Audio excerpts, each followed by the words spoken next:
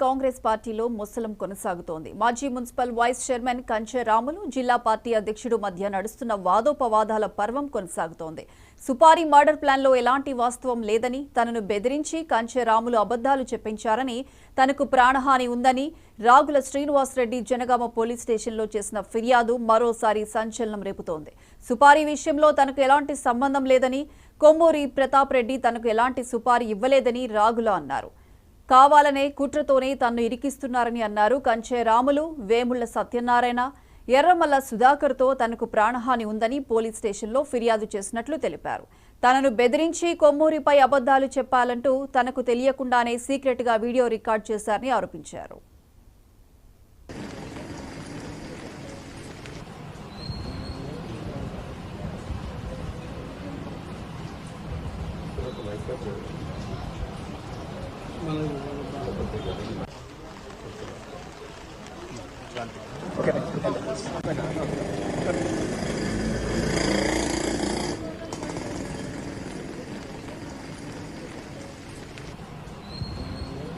అంటే పిచ్చి వేషాలు వేసి నాలాంటి వాడిని ఏదో భయపెడదామని మీరు అనుకుంటారు, కానీ ఇది ఎంత దూరమైనా నేను పోగలుగుతా.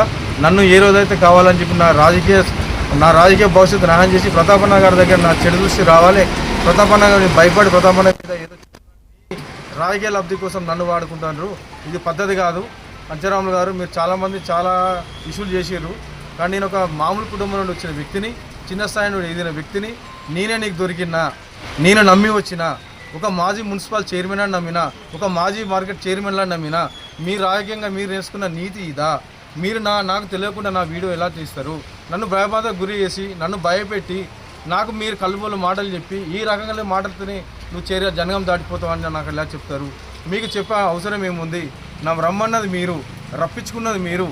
నన్ను ఈ రకంగా మీరు ఇబ్బంది పెట్టి భయబాధలకు గురి అయితే మాత్రం ఇది పద్ధతి కాదు. జామలేశం అనే వ్యక్తికి నాకు ఎలాంటి సంబంధం లేదు.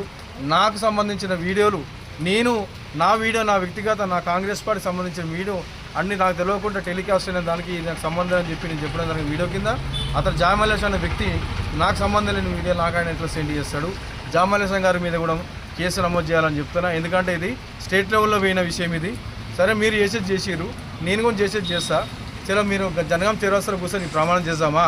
శ్రీనివాసరెడ్డి పిలిపించింది మీరా, లేకుంటే శ్రీనివాసరెడ్డి డైరెక్ట్ మీ ఇంటికి వచ్చిండా? ఏ రోజైనా శ్రీనివాసరెడ్డి మీ గతంలో మీతో పరిచయాలు ఉన్నాయా? శ్రీనివాసరెడ్డి ఏ రోజైనా కంచెరాములతో మాట్లాడిన దాఖలు ఉన్నాయా? శ్రీనివాసరెడ్డి ఏ రోజైనా వేముల సత్యనారాయణ గారి ఇంటికి పోయిన దాఖలు ఉన్నాయా? శ్రీనివాసరెడ్డి ఎవరైనా ఎర్రమల్ల సుధాకర్ అనే వ్యక్తికి ఎన్నడూ పరిచయం లేని వ్యక్తి.